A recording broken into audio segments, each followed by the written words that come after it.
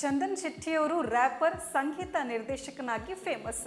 ಆದರೆ ಅವರು ಇತ್ತೀಚಿನ ದಿನಗಳಲ್ಲಿ ಡಿವೋರ್ಸ್ ವಿಚಾರವಾಗಿಯೇ ಹೆಚ್ಚು ಸುದ್ದಿಯಲ್ಲಿದ್ದಾರೆ. ಇದೀಗ ಮಾಧ್ಯಮವೊಂದರ ಸಂದರ್ಶನವೊಂದರಲ್ಲಿ ಡಿವೋರ್ಸ್ ಬಗ್ಗೆ ಮಾತನಾಡಿದ್ದಾರೆ. ನಾನು ಯಾರನ್ನೂ ಸ್ಟಾಪ್ ಮಾಡಲ್ಲ. ಡಿವೋರ್ಸ್ ಆದ ಮೇಲೂ ನಾವು ಮಾತನಾಡ್ತಾ ಇದ್ದೀವಿ. ನನ್ನ ಜೀವನದ ಈ ಹಂತದಲ್ಲಿ ಅವಶ್ಯಕತೆ ಇರಲಿಲ್ಲ. ಆಕೆ ಇನ್ನೂ ಚಿಕ್ಕವಳು. ನಾನು ಅವಳಿಗೆ ಡೇವೋನಿಂದ ಸಪೋರ್ಟ್ ಮಾಡಿಕೊಂಡು ಬಂದೆ.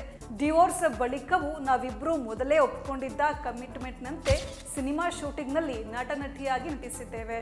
ಯಾವಾಗ ನಮ್ಮಿಬ್ಬರಲ್ಲಿ ಕಷ್ಟಪಟ್ಟು ಹೊಂದಾಣಿಕೆ ಮಾಡಿಕೊಳ್ಬೇಕಾದ ಅನಿವಾರ್ಯತೆ ಉಂಟಾಯಿತೋ ಆಗಲೇ ನಾವಿಬ್ಬರು ಎಚ್ಚೆತ್ತುಕೊಂಡ್ವು.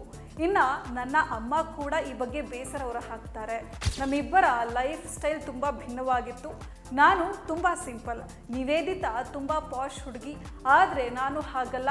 ರಸ್ತೆ ಬದಿಯಲ್ಲೂ ನಾನು ಊಟ ಮಾಡ್ತೀವಿ. ಹಾಗಾಗಿ ನಮ್ಮಿಬ್ಬರ ನಡುವೆ ಲೈಫ್ ಸ್ಟೈಲ್ ಹೊಂದಾಣಿಕೆ ಆಗ್ತಾ ಇರಲಿಲ್ಲ ಅಂತ ಹೇಳ್ಕೊಂಡಿದ್ದಾರೆ.